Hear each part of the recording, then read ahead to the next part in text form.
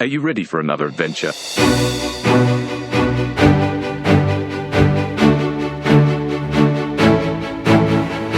In the Wicklow Mountains, there is an estate that will amaze you. It is one of the most beautiful destinations in Ireland, with perfectly manicured lawns, themed gardens, and a restored 18th century house. The estate also includes a distillery and restaurant, a garden centre, botanical gardens, retail shops, a golf course, and a 5-star hotel. Come with me on this adventure, and I will show you why I love coming here. Welcome to Powerscourt. Powerscourt is one of the most beautiful estates in Ireland. It was originally 40,000 acres when it was awarded to the first Viscount of Powerscourt, Richard Wingfield. The gardens stretch over 47 acres and offer visitors a wonderful mix of formal gardens, sweeping terraces, statues and ornamental lakes, secret hollows, and beautiful walks.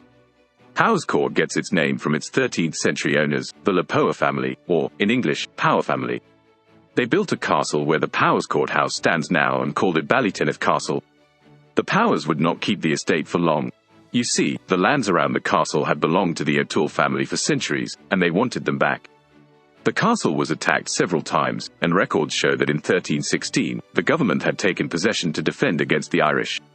The castle was eventually destroyed and lay in ruins for about 150 years, when Garret Fitzgerald, the 8th Earl of Kildare, took possession of the area in 1482, and around 1500, he rebuilt the castle.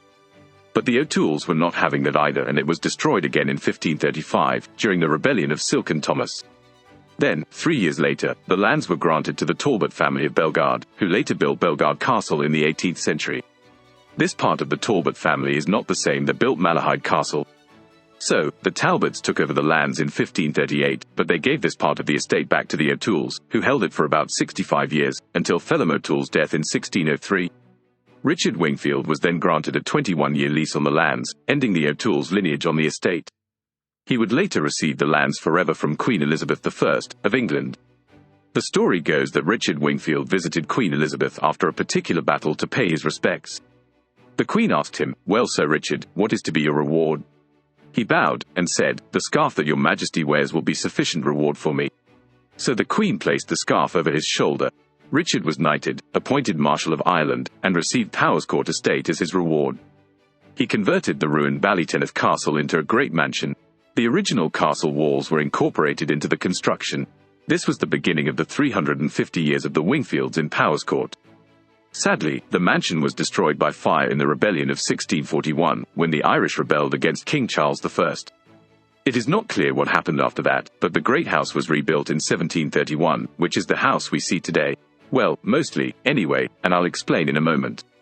In 1857, the 7th Viscount Powerscourt, Mervyn Wingfield, renovated the house and created the gardens. Then, in 1961, the 9th Viscount Powerscourt sold the estate to Ralph Slazenger, who founded the sporting goods business. This ended the 350 years of Wingfields in Powerscourt. Or did it? The two families were linked when, in 1962, Wendy Slazenger, Ralph's daughter, married Mervyn Wingfield, 10th Viscount Powerscourt, bringing the Wingfields back to their family home. The Slazenger family went on to develop the estate further, but tragedy struck in 1974, when a fire broke out on the upper floor of the mansion, and the building was gutted. Luckily, nobody was injured, but the damage was too extensive.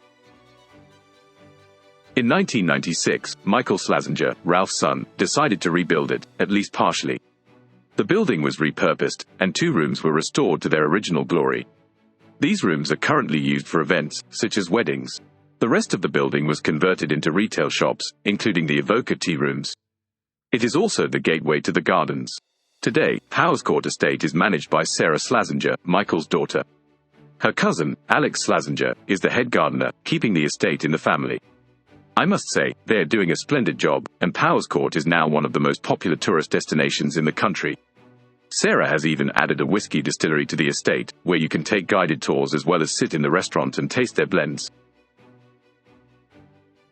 In 2008, the 5-star Powerscourt Hotel was built in the property, although it is owned and operated by Tetrarch Capital. No expense was spared when building the hotel, and it is said to be well worth a visit. I might just take a weekend off and book a room there. From its medieval origins to its modern amenities, Powerscourt is a great place to spend the day. There is something for everyone. I personally love to explore the gardens and walks, and then head over to the distillery for a sandwich and some Furcullen Irish whiskey. I do hope to explore the waterfall someday, a place where many movies have been shot. Even the TV show Vikings had scenes filmed there in 2015. There is a scene from Jurassic Park, Battle at Big Rock, that was filmed in the Powerscourt River Walk because of the giant redwood trees. Powerscourt Estate is one of the most filmed locations in Ireland. Over 50 movies and TV series have been filmed or partially filmed here. Stanley Kubrick shot many scenes for Barry Lyndon in the Grand Ballroom, and in other locations in the house. For all these reasons, Powerscourt is one of my favorite places to go. It is definitely a destination you won't want to miss on your visit to Ireland.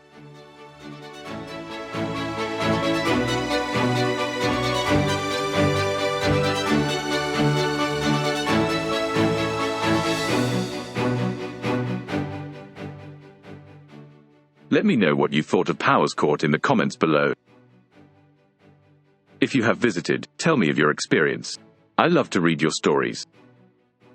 Thank you so much for watching, and I'll see you in the next one.